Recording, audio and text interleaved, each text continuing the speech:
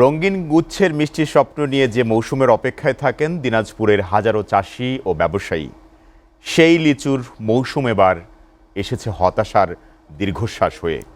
আবহাওয়ার বৈরিতায় ফলন বিপর্যয়, বাড়তি উৎপাদন খরচ আর অনিশ্চিত বাজার সব মিলিয়ে লোকসানের মুখোমুখি উত্তরের লিচু অর্থনীতি। দিনাজপুর থেকে খাদিমুল ইসলামের পাঠানো তথ্য ও ছবিতে ডেস্ক প্রতিবেদন। ভোর হতেই দিনাজপুরের গ্রামীণ পথগুলো জেগে ওঠে লিচুর মৌসুমি ব্যস্ততায়। বিভিন্ন উপজেলা থেকে ভ্যান, ইজি বাইক আর ছোট যানবাহনে করে বাগানে লাল সবুজ স্বপ্ন ছুটে যায় জেলার বৃহৎ লিচু বাগান কালীতলায়। কখনো বাঁশের ঝুড়ি, কখনো প্লাস্টিকের ক্যারেটে সাজানো লিচুর গুচ্ছ দেখলে মনে হয় প্রকৃতি নিজেই যেন রঙিন এক অর্থনীতির মেলা বসিয়েছে উত্তরের জনপদে। জেলার ১৩টি উপজেলায় প্রায় ৬,০০০ হেক্টর জমি জুড়ে রয়েছে প্রায় ৬,০০০-এর মতো ছোট বড় লিচুর বাগান।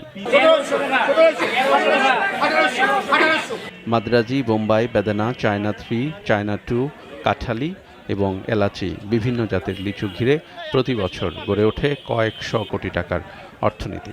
কিন্তু এবার প্রকৃতির আচরণ বদলে দিয়েছে পুরো হিসাব। কৃষি বিভাগের তথ্য মতে মাত্র ৪০ থেকে ৬০% গাছে এসেছে ফলন। সার, কীটনাশক, সেচ এবং শ্রমিক খরচ বেড়ে যাওয়ায় উৎপাদন ব্যয় বেড়েছে কয়েক গুণ। কম এইবার যেগুলো বোম্বাইতে খুব কম, অনেক পানির জন্য লিচু সরবরাহ কম হওয়ায় বাজারে ইতিমধ্যে বাড়তি দামের ইঙ্গিত দেখা যাচ্ছে।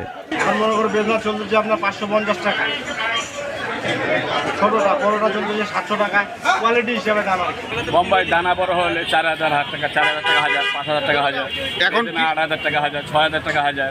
দেশের অন্যতম বৃহৎ লিচুর বাজার শহরের কালীতলা সংলগ্ন নিউ মার্কেট এলাকা।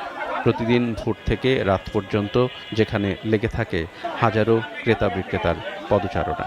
উৎপাদন কম হওয়ার কারণে এবার লাভের সম্ভাবনাও সীমিত। অন্যান্য বছর লিচু হয়েছিল ১০০, এবার ১০০ হয়েছে 60%, মানে 60%।